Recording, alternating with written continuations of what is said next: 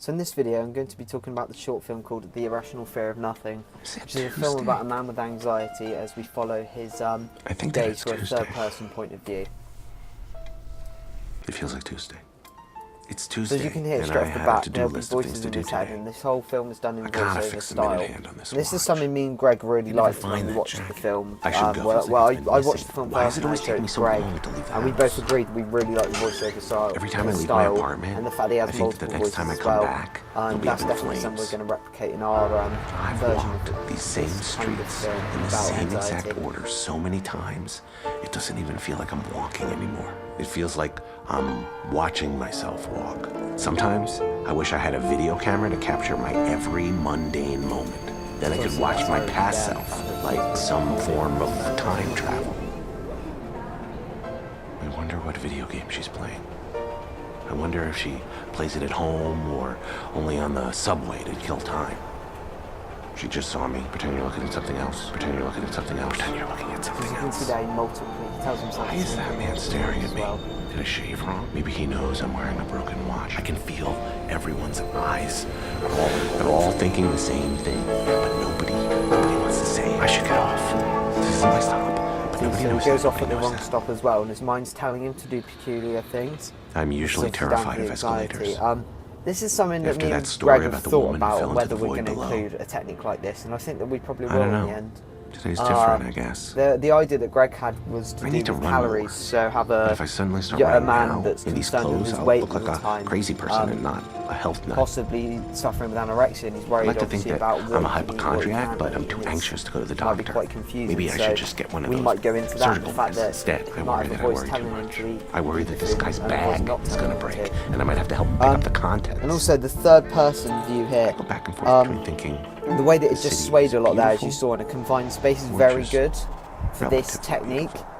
Because at times this third person is very effective, but at times it just really isn't. Like the ones where he turns around here as well, I don't think it's a very effective shot. There's nothing.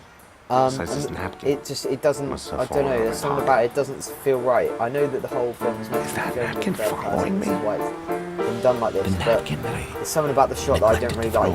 Me and Greg both agree with the fact that there should be more identity in this film. You should see his face more often and his reactions to things. Terry, you're losing it. Just doesn't let you do that. You don't end up like one of those guys in the supermarket yelling at loaves of bread. We'd like to focus on facial expressions. Hey, what's up, man? Another one of those guys that thinks I look familiar. You're friends with Catherine, right? No, I don't know Catherine.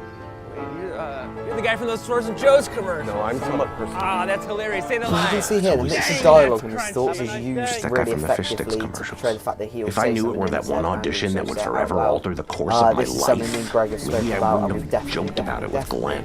If I could only tell my past self, these fish stick commercials would be the defining achievement of my life.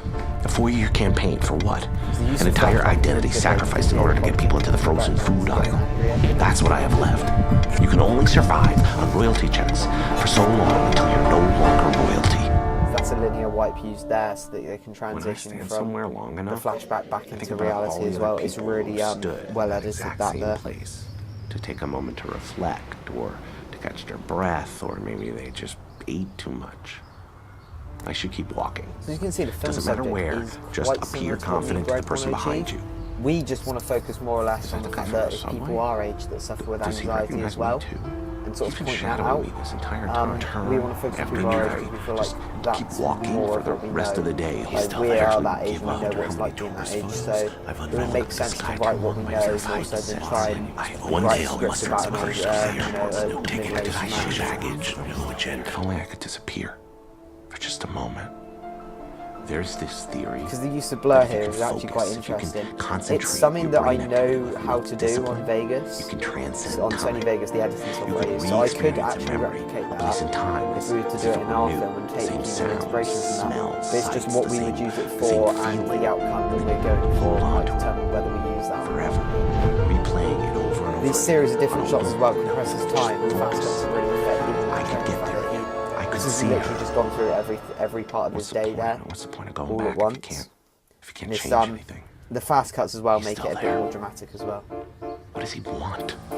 I don't know. So the piano music there as well is heightens itself at times where his anxiety gets worse. And now as he speaks to this man in the street here, you'll notice as well that it gets louder and louder.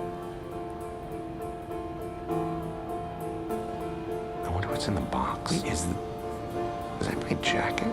Hey, excuse me. It looks like the jacket I lost months ago. Nobody has that jacket. I've been following you. I probably lost it at the Canary Bar. It has to be mine. I bet if I ask him where he got it, I'll have him cornered.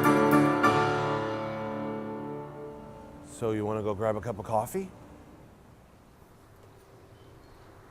By the time I So you can sat see him there, down, as the I music didn't have a heart to heightened, when confront his him about the anxiety got jacket worse, and then to the point or you the just asked him box. if he wanted to go for coffee Why quite did I take him randomly. here? It didn't seem to match Maybe up in the with back of what my he was mind, thinking. I think that I'll And that's see obviously her another again. connotation of his I anxiety. remember the scar. This use of on the her flashback chin. here adds a narrative to I this remember story. all the seats were taken. Possibly opens up So I let her reasons for sit why with me. he suffers from We anxiety spoke as well. for some time. She This asked me means the if I'd be audience there will tomorrow. think more about his And I came character, back the think more next about day, his past. hoping for another chance And encounter, it gives but opens up pathways she for never them showed to up. explore that fact. It doesn't matter. Maybe time travel It's isn't basically all what it's cracked happens, up because to I be. would have spoke over that bit. Maybe if I is could just that he accept meets the a linear girl that way he we quite travel likes through in this time, I cafe, could and he always goes back appreciate there the and tries to present find her, and for he can't what find it her. is. And I reckon that could be a cause for his anxiety. You know, now that I think about it, today isn't Tuesday. It's Wednesday. It's always been Wednesday. So that final shot that spins around him is something we'll definitely use in our film, as I feel like it's good to establish the character in a 360 point of view, even if it does break the 180-degree rule. So what we've learned from that, so the conventions, because technically, really, I'm not too sure which genre this actually classifies as. It's not technically a drama. It's filmed in a documentary style, so I feel like it could be a mix of those two, which would mean that conventions that we'd have are emotional narrative in the story, so something that an audience can connect with, filmed with quite really, I mean, that was filmed all in third person, but documentaries were obviously filmed face on, so we can get a sense of who the person is. So this kind of contradicts that, but that's like a convention of a documentary style, and if we were going to do it, we would film face on and get the emotion of the characters. Voiceover obviously was very important to this film. Most of what we learn about the character is through the voiceover, actually, not through the visuals, which is quite peculiar for a film, obviously, because they would think that the visuals would tell more than just the voice, but it's used in conjunction. They're used together to really tell the story effectively. And yeah, I think that's it. I mean, it's almost a subgenre of drama and documentary.